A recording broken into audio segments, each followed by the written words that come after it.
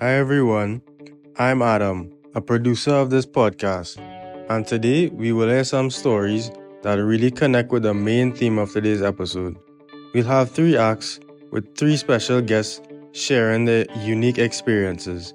In the first act, we'll hear about the problems faced while applying to a university and challenges during travel, as well as losing someone who was supposed to accompany you on your journey. In the second act, we'll hear about the experience in a new country and learning about a different culture. In the third act, we'll hear about a student adapting to a new environment. He goes above and beyond his limits to adapt. Stay tuned for more fascinating stories from international students, only on this podcast.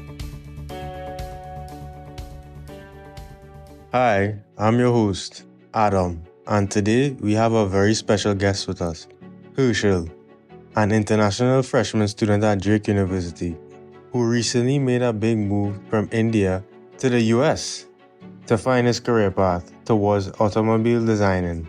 Herschel, welcome to the show. Hey Adam, thank you so much for introducing me to the show. I'm very excited to be here and share my experience. And just to correct you, it's Herschel. My bad, I apologize. But let's start from the beginning. What sparked this journey to the United States of America? Honestly, it was a dream for me, which became true. I have always been passionate about automobile industry, how they're introducing new designs, powerful engines, and new technology inside the cars. That's when I realized that I needed some exposure, and along with it, I needed some advanced practical studies that could be only found out of India. The USA, with its innovation in education system and opportunities, just felt like the right direction I should go. I started researching after my high school Cambridge board examination, which is the most crucial exam for every Indian student who wants to get admission in high ranked universities or colleges. It depends on the criteria, right? The whole journey began very seriously at start. I started shortlisting universities and matching the criteria and also many other factors. And now I am currently in Drake University studying my major as physics and interest in pre-engineering. Okay, that's great. So how did your journey towards Drake University get initiated? It was when I started exploring universities that emphasized on more on lab experience and creativity, plus the global exposure, working on real world projects, meeting people from different cultures and places. That all pointed towards the USA being the perfect place to grow. Because most of the students coming from different areas of the world utilize this benefit of the USA because of the undergrad and graduate degree, which is worldwide recognized and giving opportunities for students to get hired easily in their desired company, or maybe if they want to open their business successfully. Okay, that really makes sense. But let's get into the details and dig in for more things. I have observed many students take critical decisions. If you want to add some insights about what steps did you take for your journey? Yeah, it was a definitely hectic process. First, I had to clear the IELTS, which was a major task for me because I was very bad at English. And IELTS is an English standard proficiency test. Then came the task of selecting universities with right courses and subjects that matched my course and the program, and my career goal as well. And I ended up applying to 8 universities. And let me tell you, the application process was long and nerve wracking too. It was around 3 to 4 months, which took for the universities to reply me regarding their decision. And thankfully, I got accepted into 4 universities: New York Institute of Technology, Florida International University, Auburn University, and finally, the Bulldog itself, the Drake University. Each university had its pros and cons, maybe, because they had some certain conditions which made me drop a few options. Drake, on the other hand, was a perfect fit. They offered me dual degree program, which aligned perfectly with my goals, as it was a 3 plus 2 year program where I'll be studying pre-engineering initially, and then switching to another university, which is in Washington at St. Louis, where I'll be doing my mechanical engineering program. In addition, the scholarship they awarded me was the cherry on top. And then, Wait. Just an interrupting question. I really just wanted to know, while selecting universities, did safety and location play a role? yeah, absolutely. I wasn't just looking for a good academic environment, but I needed to know the place is safe or not, and had good international community and the support I had needed. Drake stood out the location, support system, and academic strength that really made me feel confident. Then came the most stressful part, the student visa process. On top of organizing finances, gathering documents, and preparing for the embassy interview, there was this looming fear of getting rejected. That time, the visa acceptance rate in India was just 37%, largely due to the changes in immigration policies implemented by President Donald Trump. Standing in the line at the embassy, I was honestly shaking with anxiety. I saw students ahead of me getting rejected, walking away with devastated faces, and realizing their months of hard work getting into waste. It was heartbreaking, and the moment was literally emotional for me. I couldn't stop the thoughts popping in my mind after I saw them getting rejected. And then it was my turn. My hands were sweaty, my heart was racing, and finally, it was the turn for the interview. To my surprise, the officer only asked me about my previous tourist visa because I had recently renewed it. That was it. Moments later, I heard the words I had been dying to hear. Your visa is approved. I couldn't control myself. I was literally jumping with excitement, and everyone turned around to look at me. And yeah, it was kind of embarrassing for me, but honestly, I didn't care much. I had earned that moment, but after a while, things took a shocking turn. A mean officer suddenly grabbed my hand and took me into a private cabin, where he reprimanded me harshly and penalized me for violating the rules and regulations of the US consulate embassy. In that moment, I was literally terrified, and all I could think was, what did I do wrong? What was my fault in that situation? I was terrified, and I apologized immediately for my actions. And after persuading him why was that reaction uncontrollable, surprisingly, he smiled and waved off my fine, and he explained me the importance of this place and why I should respect the regulations of this place, and which was true from his perspective. I rushed out immediately and called my parents. They were happy and shocked, especially since social media had been flooded with rejection stories. That call was full of relief and celebration, and just like that, my journey to Drake officially began. Sounds crazy. If I would be in your place in that situation, I would have also given the same reaction. Let's move on and talk about the flight day. I have observed many students struggling to figure out this stuff. Did you also experience that? What was your parents' reaction when they came to drop you at the airport? And were there any emotional breakdowns which surprised you? Did you encounter any unexpected challenges at the airport? That's a lot. The moment at the airport, it was probably the most emotional moment for me and my life. I saw tears streaming down my mother's and sister's face, falling drop by drop, and it completely melted my heart. And then on the other side, like my dad, usually the strong and the composed one, he was trying to hold it in all. But when he hugged me, I could feel his heartbeat running quick than usual. That hug, it wasn't just a goodbye. It was full of love, pride, and thousands of unspoken emotions. I'd never seen my dad getting emotional so much. So that cozy hug made the day unforgettable for me. Now, some people might say, why get so emotional? But here's the thing, I come from India, my friend, where bonds aren't based on selflessness. They are built from heart to heart.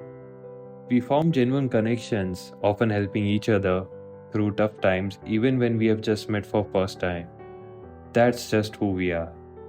India isn't just one culture, it's a vibrant mix of many. And no matter where we come from, there's a shared value of deep rooted love and emotional strength. enough families and friendships. That goodbye wasn't just a farewell for me, it was the start for a whole new chapter written with their blessings and emotions. I got carried out so much with those emotions, I forgot about my luggage seriously because I thought I had packed everything perfectly. But when I got to the airport, I found that I was way over limit and I had to leave some of my stuff behind, which I really wanted to carry with me. And honestly, that felt like leaving a piece of home behind before I had even taken off. As an international student heading to a completely unknown place, thousands of miles away from home, it's already a big emotional task. But when you have to give up things that comfort you, it hits harder, it adds up stress, which is the same for me. I really agree. It's seriously difficult to manage stuff when you travel alone. Either a companion or friend is necessary, not only for adjusting the stuff, but also someone you can converse with during the journey. Yeah, so before flying to US, I actually found a friend from the same hometown who was also coming to Drake, and we met through our common counselor and instantly started planning out things. Naturally, we decided to book the same flight and even arrange for the housing together. Everything was perfectly set and fit and finished. We left India and we were enjoying each and every moment in the flight. We landed Atlanta, tired and exhausted, honestly, and a bit sleepy. We had to go through the immigration in Atlanta and we had to also switch to a domestic flight in order to reach Des Moines. I was ahead of him in the immigration queue and got through it pretty smoothly after some few basic questions. And I was like very confident that he would also clear it too easily too. So I went ahead to transfer my luggage, but after 30 minutes passed away, there was no sign of him. I started getting anxious. I called him, his phone was switched off. To make it worse, my flight had started boarding and I was still stuck at the security check, which felt like I was going in slow motion. I was racing against time. Finally, I'd cleared the security and I was hit with another shocker. I found out that my boarding gate was at Terminal 7, while I was at Terminal 2. Atlanta Airport is so huge. I jumped in the airport metro, counting down each and every stop. Luckily, when I reached Terminal 7, I found out that the flight was delayed by 30 minutes, and I got a small sigh of relief. But then came another shocker. My friend's parents called me, desperately worried about their son. I requested to the boarding manager, pleading to at least make an announcement across the terminals, or else just check with the immigration department about him. But they refused to help, and I was filled with frustration, anger, and helplessness. On the other hand, his parents were terrified, and I didn't know what to do. At that moment, I was ready to miss my flight just to wait for him. I mean, like, we had only met a week ago, but we had built a genuine bond. He was more than a friend by now. But his father insisted me that I shouldn't wait. We argued over the phone for approx 10 minutes maybe, but he had a point. There was no sense in wasting another ticket, right? So with an heavy heart, I boarded the flight alone, and I promised him that I'll be figuring out things once I landed. When I reached Des Moines around 4:30, it was getting darker and snowing and freezing.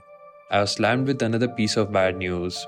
I got a call from my friend, and that's when I heard the most heartbreaking news. My friend, the one who was supposed to be with me throughout my journey, had been deported back to India. Not only this, but he was also banned for freaking 5 years, and both his tourist and study visa were cancelled. No one knew the exact reason, not even his family. It was devastating for me. It felt like I lost the biggest support system before I had even started this new chapter. Rachel, I'm seriously hooked right now. That journey already sounds like a movie full of twists and emotions. But now I'm really curious what happened next. Tell us everything. I've got a lot of questions bombarding my mind. Like, did you manage to reach the university? And I can't stop thinking, what was it like being all alone, especially without your friend who was supposed to be with you? I'm sure there were a ton of first day challenges too. I mean, new country, new city, and no familiar faces around. That must have been really overwhelming. Yeah, that afternoon, I was emotionally drained and mentally tired.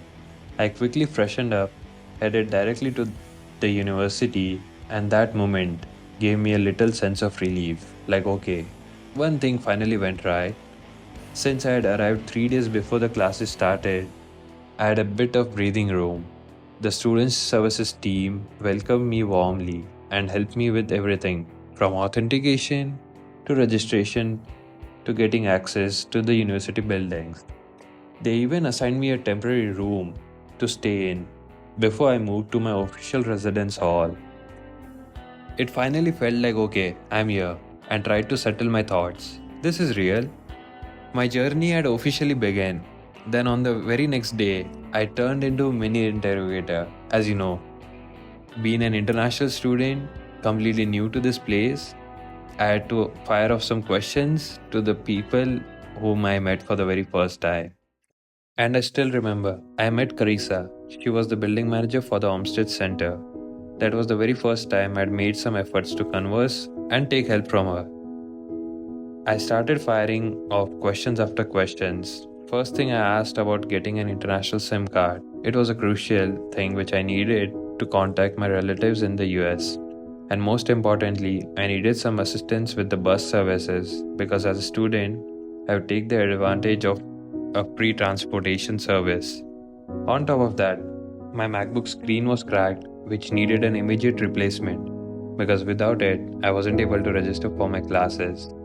And luckily, she was the one who helped me figure out my schedule, my registration of the courses, finances, and the housing when I met her. Hi, everybody. My name is Carissa, and I am a recent graduate of Drake University. I met Harshil first right before school started this last January. I was sitting in the Olmsted Breezeway at the events office table, just working, doing nothing really. I wasn't doing anything important. There were no events. I had just graduated the previous semester, so I didn't have any homework to do or anything.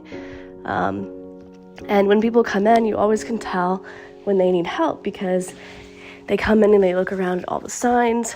And so I saw Harshil do that, and he asked me where the office of residence life was, which I told him, but that it wasn't open yet. And I was happy to help him instead, really just happy that someone needed help doing something, since I was just a bored alum and it was cold Sunday morning where I had really nothing to do. So I don't recall exactly how he ended up sitting down at the table with me, but all of a sudden, him and I were deep in trying to figure out his schedule of classes for the semester, which started the next day. So I was really worried about that, and I wanted him to be prepared for his first day of classes. He explained his situation, how his computer had just broken, and he didn't even have a room yet on campus, and he didn't know where his classes were, or where they were at, or what they were for the next day. So we decided to try logging in on my computer, but of course, the MyDrake website is super complicated, and I never remember where anything is on that website. So we got logged in, but then we had to call Harshil's family multiple times to get past the blocks they make you sign. And then I remember his parents kept calling us back, which was really funny. But we ended up having to give up for that day because they had to kind of figure some stuff out on the IT end. So I told him that I was working the next few days and that he could come back if he needed more help. And I ended up seeing Harshil every day that week. Every time I saw him, I was like, oh my goodness, he's back. But I loved it. And eventually we worked out his schedule. I showed him where his classes were, gave him advice on professors that we had in common, and other random information that I thought would be helpful and that I could provide a new student from my experiences here at Drake. So really, I admired Harshil's ability to ask for help because if I was a new student in a new city, I didn't know anybody, I would not have walked up to a random person. And I hope that other new students, whether they be international, local students, know that most anyone at Drake will help them like I did. And really, I was just happy to help Harshil figure it out and get ready for his first semester of college. So yeah, yay. Thanks a lot, Carissa, for giving a cameo on the podcast. Herschel, your journey is inspiring, filled with courage. It's a roller coaster of emotions and resilience. Any other advice for students out there planning to take the same leap? I mean, honestly, I've just begun my journey, right? I'm still figuring out things step by step. So, if I had to recommend someone for solid advice, I'd say my friend you and Kawa. They would be the perfect people upcoming in the next acts. They have been through a lot and have amazing insights for any student planning to study internationally. As for me, the one thing I can say from my heart is never lose hope, always believe in yourself, no matter how uncertain things get. Have the courage and the faith to fight whatever comes your way, because sometimes it feels like the universe or maybe something greater is just testing your limits, pushing you to become stronger. And trust me, you are meant to excel.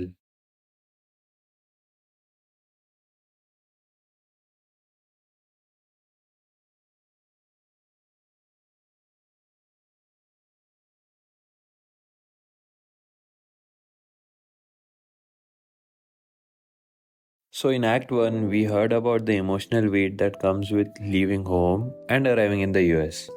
For many of us, that weight isn't just about stepping onto another plane, it's just about saying goodbye to family, friends, and everything familiar. It's the quiet moments before the departure, the last hugs, the uncertain goodbyes, and the deep feeling in your chest when you know nothing will ever feel exactly like home again.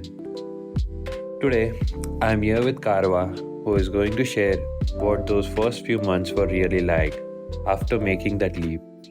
Let's start from the beginning. Hey Karwa, welcome to the show. What was your very first impression when you arrived in the US? Thanks for having me, Herschel. Honestly, it felt surreal. Coming to the US wasn't even my first choice. I was just one step away from getting my Canadian study visa because I had got admission to University of Waterloo. So I had everything lined up, and then suddenly this email dropped in my mailbox that I got accepted into Drake. To be honest, I did not even know that there was a college named Drake University at first. I just knew about Drake. You know the rapper, right? Yep. Started from the bottom, now we're here.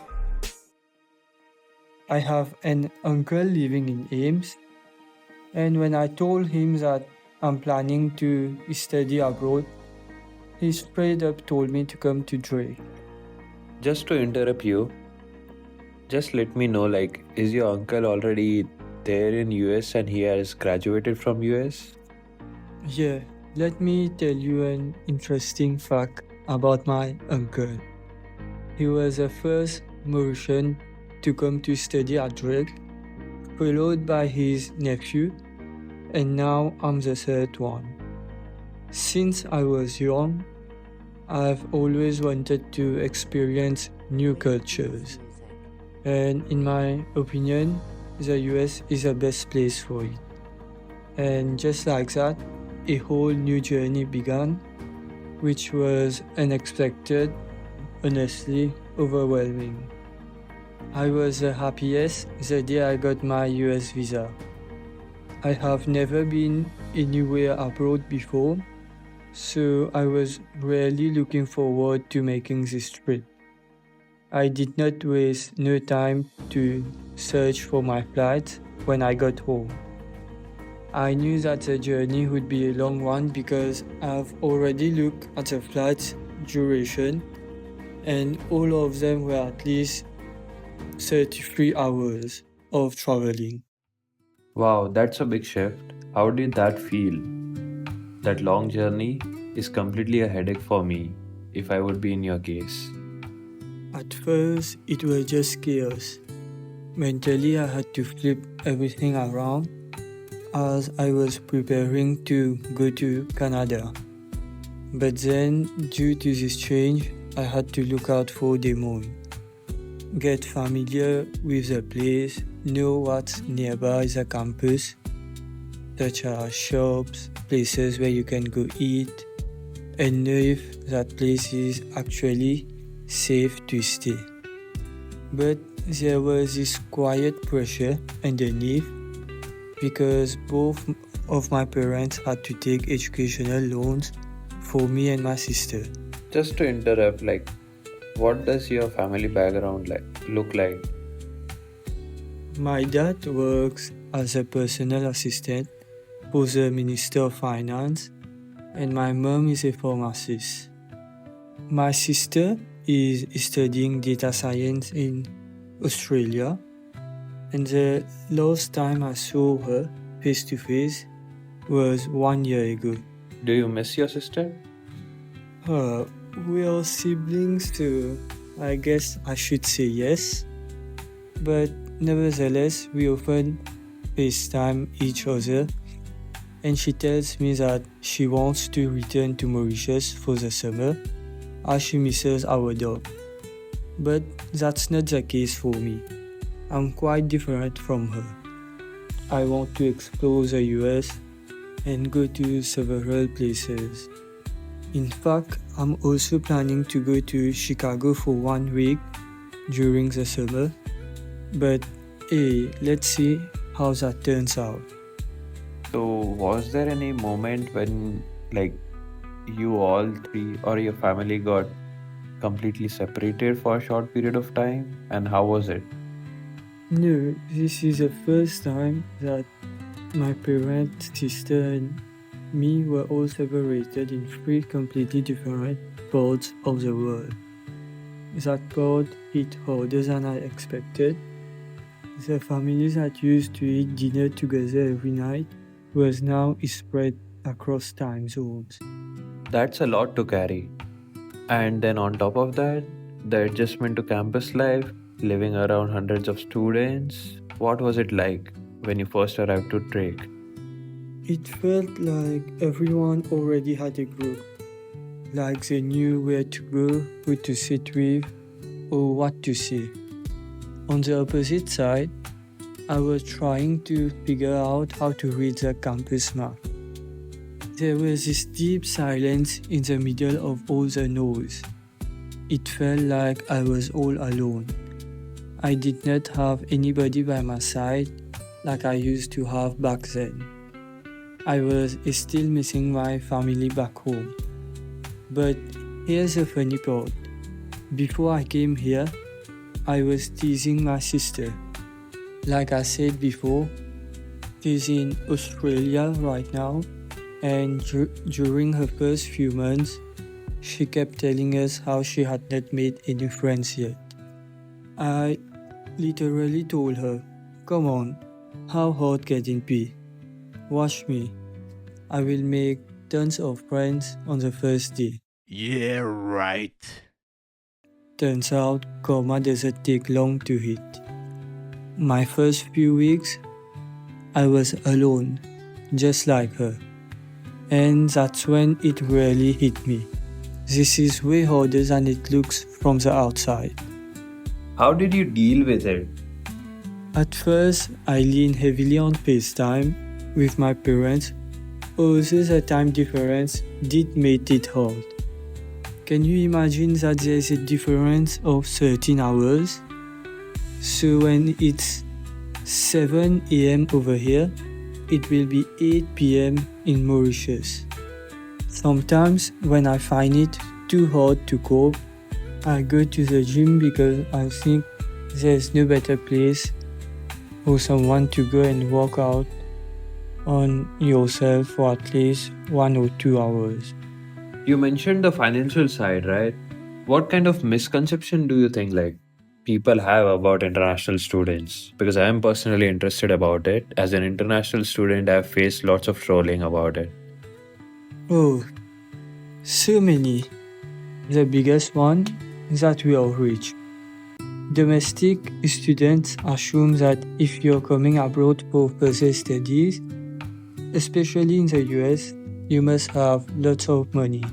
But the reality is, most of us are here because of loans, scholarship, and a lot of hope. What they don't see is a family working behind the scenes trying to budget or sacrifice everything to make this dream possible. Currency exchange is also brutal. Let's say that my rent for one semester is 5,000 US dollars.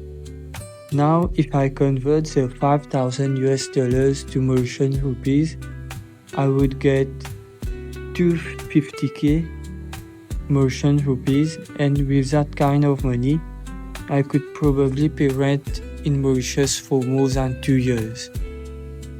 Another common misconception that domestic students have about us is that we only hang out with people from our culture.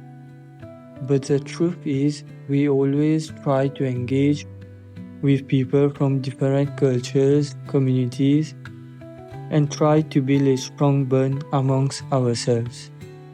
Was there a moment when things started to feel better for you? Of course, but it wasn't just one big moment.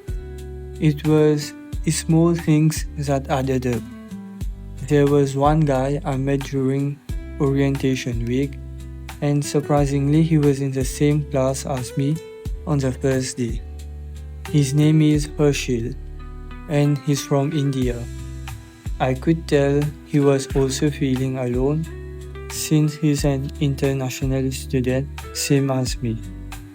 I talked to him for days, went out together, and explored some places around Des Moines. We even helped each other with homework. And now he's the closest friend I have on campus. So sorry for interrupting you, but were you actually able to adjust to the schedule of day-to-day life? Because as an international student, I found it personally difficult to make a perfect schedule for me and to find a job. So were you also applying in a job, anything as such? Honestly, the last month has been really good for me. I got a job in catering on campus, and most of the students there are super friendly. What really surprised me is that I connected more with the juniors and seniors, maybe because I'm 21 and they are around the same age as me. I just had not felt that same kind of connection with freshmen, you know? I graduated back in 2023 and I took a gap year. I was just tired of all this studying. One thing that surprised me when I came to the US was that you have to be at least 21 years old to drink. But in my home country, the legal age to drink is 18. Also, recently I attended this event called Mug Shadi, and it was hosted by the Asian Student Association. I was part of the team helping with it, and it brought so many of us together. We were dancing, joking around, and by the end of the night, I was like, wait, I actually belong here. We went to my friend's apartment, played some games, and had some gossips for hours. And let's just keep it real for a while. If you and your friends are 21 years old, you ought to go to Peggy's at least once, since it is a popular local bar around the campus. This is what we did exactly. It was an enjoyable night and the atmosphere was super great.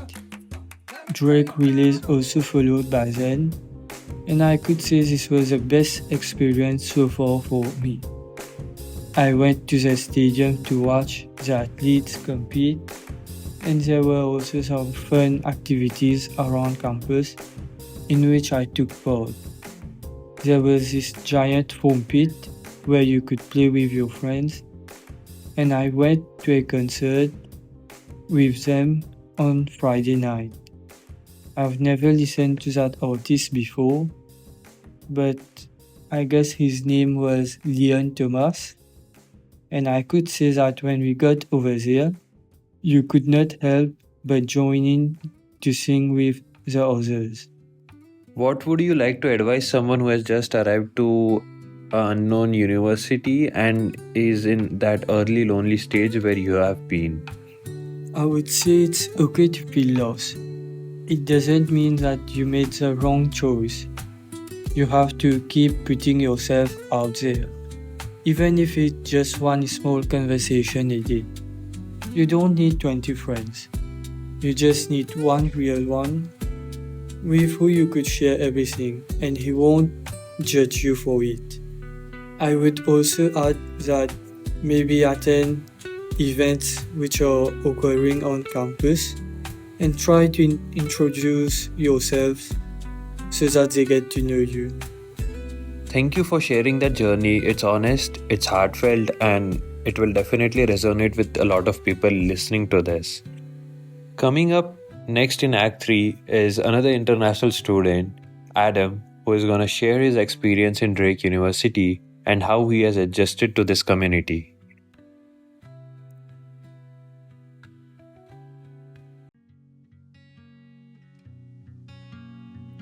I know a lot of people go through adjusting to a new environment where you don't know anyone, feeling nervous, maybe even at a loss, and figuring out how to build connections and confidence over time. My name is Adam, and I've been there, and I want to share my story, the awkward moments, the small wins, and the things that helped me get through it.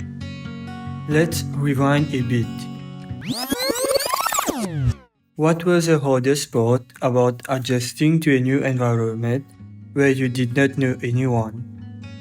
When I first arrived at Drake, I had no friends. I didn't know how to talk to professors, and I was too nervous to attend events alone. It was overwhelming.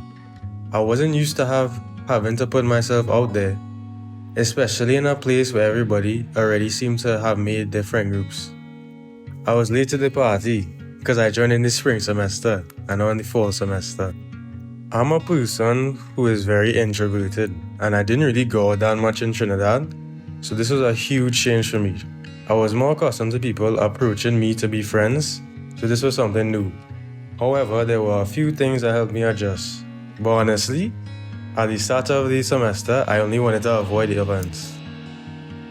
If you don't mind me asking, what was holding you back from talking to professors or attending events alone? Honestly, I was just afraid of looking awkward or out of place. At events, I felt like maybe I wasn't supposed to be there, Everybody already seemed to know what to do. It was also hard for me to approach professors or walk into a room full of strangers. The fear of an unwanted response or even a rejection just kept me quiet and stuck for a while. Additionally, in the past, I had a few bad experiences with going to events alone. I went to a football match one time by myself, and well, I'd say I didn't have the best experience there. I just sat there by myself in the stadium, watching the game, and it was pretty sad. This experience made it even harder for me to start trying to attend events again. What was the first thing that helped you break out of that nervousness or isolation that you were feeling? The first thing I tried was greeting classmates. In the first few classes, our professors made us introduce ourselves to each other. So this made the process of getting to know people much easier. I did simple things like greeting classmates in classes through how to find student organizations or meetups that fit my interests. You talk about attending your first event earlier. As you previously mentioned that you attended your first event, that sounded like a fun experience. Was that the moment that sparked your interest in exploring other clubs or events? How did that night shape your journey into getting more socially connected because me, as an international student, it took me long time to adjust to this type of event. It gave me something to look forward to. Before that, I felt pretty disconnected from everyone. Like I was just going through the motions, going to classes every day, studying. My friends in Trinidad actually told me it would be like this, and they were worried that I would get depressed being by myself. But once I started checking out clubs, even just one or two, I got more into the rhythm of campus life. I learned about the events I wouldn't have known about otherwise, and I started recognizing familiar faces around campus, which made it feel a lot less intimidating overall. Over time, it helped me feel like I had a place, people I could connect with, not just as classmates, but as lifelong friends. I have worked closely with other international students. The biggest challenge is to build a consistent schedule. How did you manage to overcome that and tweak things around to improve their academic life? Before this, I didn't really know how to study properly. I never made a schedule before. I used to just study the night before exams and cram. I mean, it worked for me. I always got good grades, but it was really stressful. So for college, I really wanted to start fresh and actually make good study habits. So, on the first day, I made an appointment with one of my professors, and they were able to help me make a study schedule based on my classes. This was really helpful for me as I studied throughout the semester, which made the workload much lighter when it was time to write my exams. It also helped me understand the US education system as it's something new to me. I thought that I would have to get all A's in my classes to succeed, but actually, I only needed to pass to get the credit, which was a new experience for me. It was also really refreshing for the grade for the class to be based on multiple factors, rather than just one exam, which was how it was at my old school. This really helped me feel less stressed as I knew that one mistake wouldn't cost me my entire grade, because I can make it up with other assignments. Was there anything that surprised you about yourself? Because in my case, I have relatives living in Ames, Iowa, so it wasn't that much of a problem for me because I knew that they would be there anytime for me and I could ask them about anything I want and they would be there to help me.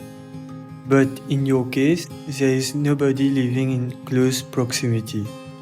I didn't expect to enjoy attending events so much, or to even meet people who shared my major and interests. I guess I didn't really have the opportunity to go out in my home country, so I was surprised I enjoyed interacting with people more than just being by myself in my room playing games. I also even made a good friend just by looking for a hairstylist in the area. I approached him because he had his hairstyle, and I needed mine done too. So I was really grateful that the people here are welcoming and helpful. But the ironic thing about that is that my auntie asked me how I would fix my hair, and I told her that I would just do it on the weekends. But I realized how wrong I was. I always slept in during the weekends, and while during the weekdays, I was just too tired to do it after my classes. So I'm really glad I was able to find someone to help me. I also even connected with some people online through social media who ended up becoming part of my social circle. Lastly, what's one thing you wish someone had told you when you first arrived? That it's totally normal to feel left out at first. Everyone feels it, even if they don't show it. And it doesn't last forever. It gets better once you start making small moves. Also, that people are a lot nicer and more welcoming than you would think. So, that's my story. If you're in a hard place where everything feels new, I hope this gave you some encouragement. You don't have to do everything at once.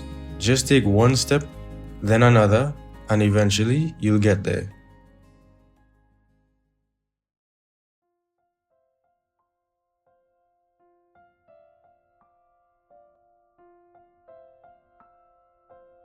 In conclusion, This podcast was created to shed light on the real and often overlooked challenges faced by international students as they navigate their cultural shifts, go through their emotional breakdowns, and pressure of building future in a new country. It aims to offer a voice to those who find it difficult to fit into an unfamiliar community while pursuing their career dreams abroad. This podcast is edited by Harshil, directed by Adam, and produced by Kawa. This project stands as a testament to the resilience and determination of students around the world who dare to take this bold journey. Thank you.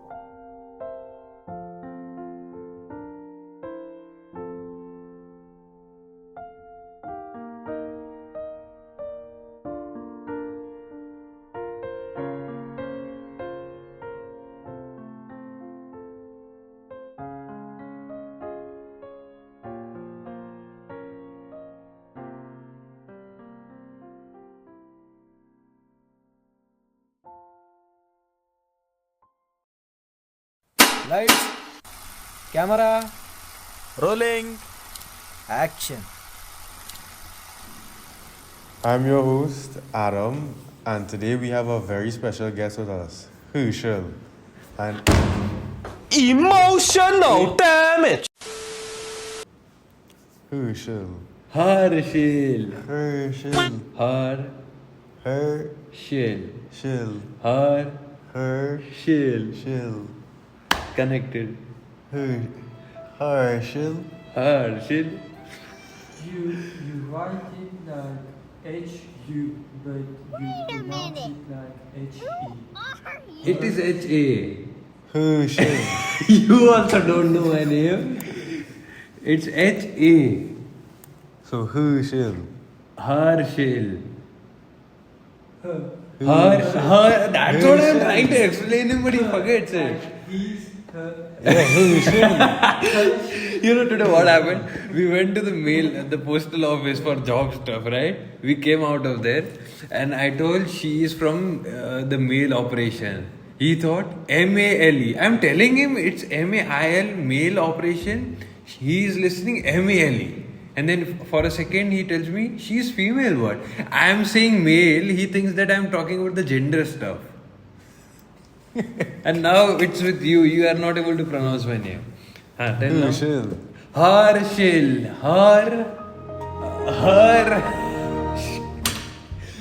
Harshil. Herschel. Her. Yeah, I can't do that though. But why? Try it. I can't like roll my R like that. No, but her. Her. Nahi, her. Her. Shil. Shil. Her. Shil. Shil. I'm getting a feeling that I'm teaching some baby or what to pronounce my name. No, do it. Repeat it again. Repeat it. Herschel. No. Herschel. Herschel. Hey, okay. See, listen. Just say Herschel and record that. That's A few moments later. Herschel. yeah.